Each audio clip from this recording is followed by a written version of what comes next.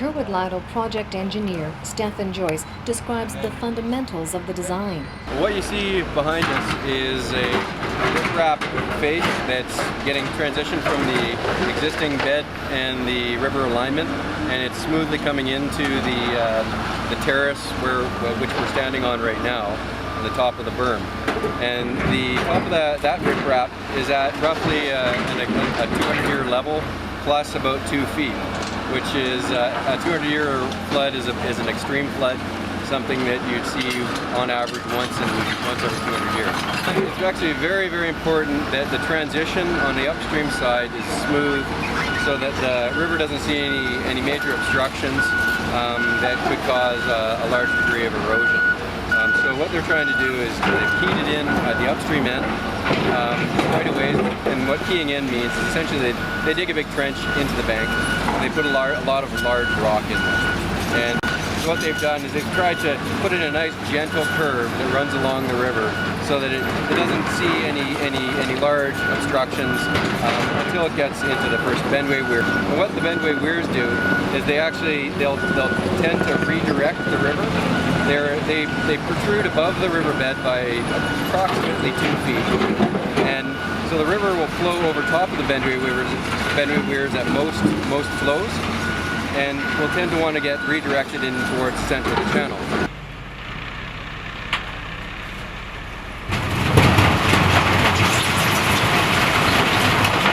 So what we've got is a series of 11 bendway weirs that runs along the terrace, and so each time the river will tend to want to come back in towards the terrace, they'll actually get redirected again and go back into the center of the channel. Construction of the bendway weir and the riprap face requires precision on behalf of the excavator operator to mimic a natural riverbank. They're actually locking them together. It's much like a jigsaw puzzle. You want to put in the large ones, lock them into place, and you put in some smaller ones in between, and it's done in a manner in which they're all interlocking as best as possible. They use angular rock, so not rounded rock when they do that, so that you get that interlocking action.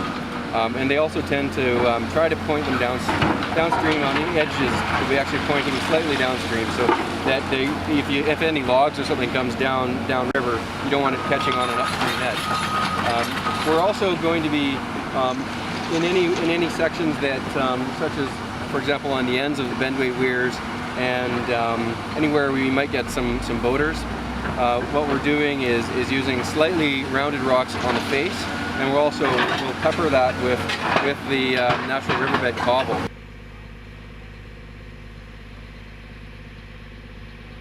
How different is this riverbed from what it was originally? Well, if you could visualize, right here we had about a meter and a quarter cut going down to 2.5 meters. We've totally moved the channel over approximately 80 to 90 meters in some spots, and the channel now is just about twice as wide as the original channel, which we've moved, I think, somewhere in the neighborhood of 45,000 yards of material.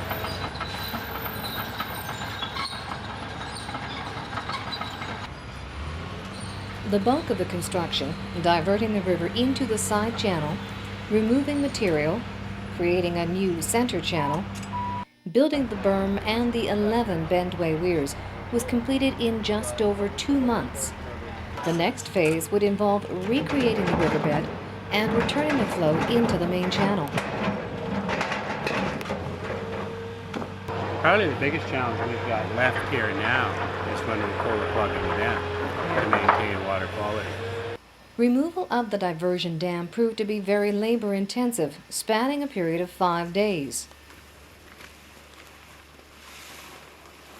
Divers were brought in to remove the large sheets of plastic laid down to prevent seepage into the construction zone. A lone excavator working under the direction of John Walker slowly picked apart the first of 358 bags to release some flow back into the newly created river channel.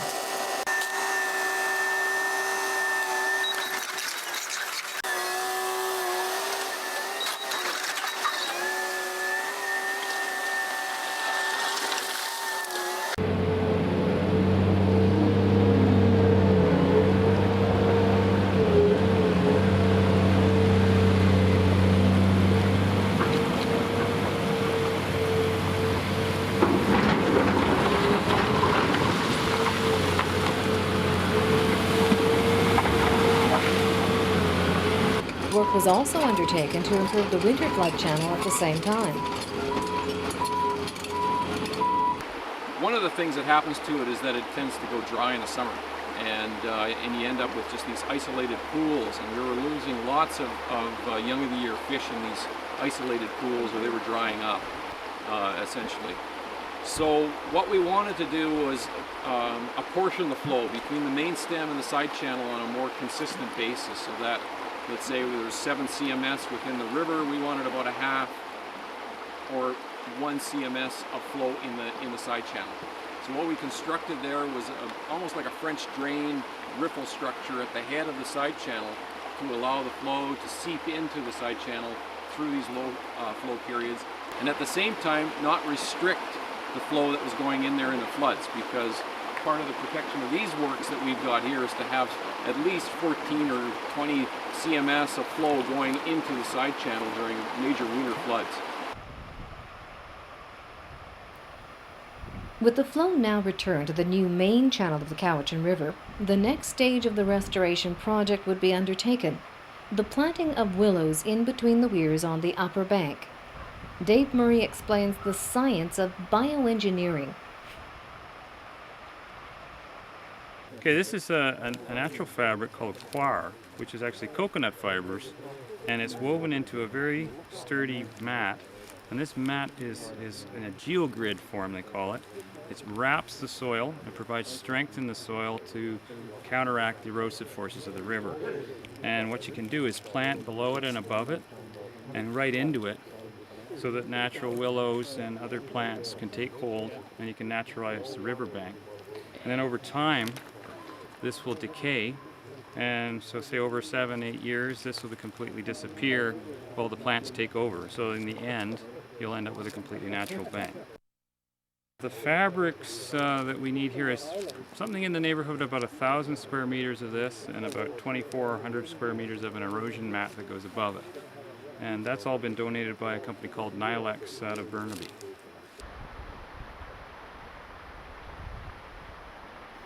The planting stage of the restoration project is yet to be undertaken. Originally scheduled to start late September, it was delayed due to a prolonged drought period, then because of heavy rain. Crews will now have to wait until the river level subsides in the spring. The success of the Stoltz Bluff stabilization project will be determined by how well it withstands a West Coast winter. Well, you know, probably during the high storms this winter I might not sleep that well, but that's always the test when you make such a large change in a river. How accurate is your model and the sizing of your rock and all, you know, your design assumption that you've made. But we've been fairly conservative on this project, and you know, we've got a lot of confidence in how it was built. The contractor did an excellent job, so it has a good chance. When the rain did finally come early November, it was a major storm event, pushing the river level almost as high as the newly created berm at the toe of the crumbling glacial bluff. The Bendway weirs did their job, deflecting the onrush of water back into the center of the channel. This first phase of the restoration project on the Cowichan River, both a Canadian and BC heritage river, is seen as a major first step in the long-term management of sediment entering the river. The project has funding in place to assess other sediment sources entering the river. Salmon returning from the ocean could be seen spawning along the new shoreline, oblivious to the changes. Changes all believe will be for the better, helping maintain the Cowichan River as one of British Columbia's richest salmon producers of the west coast of Canada.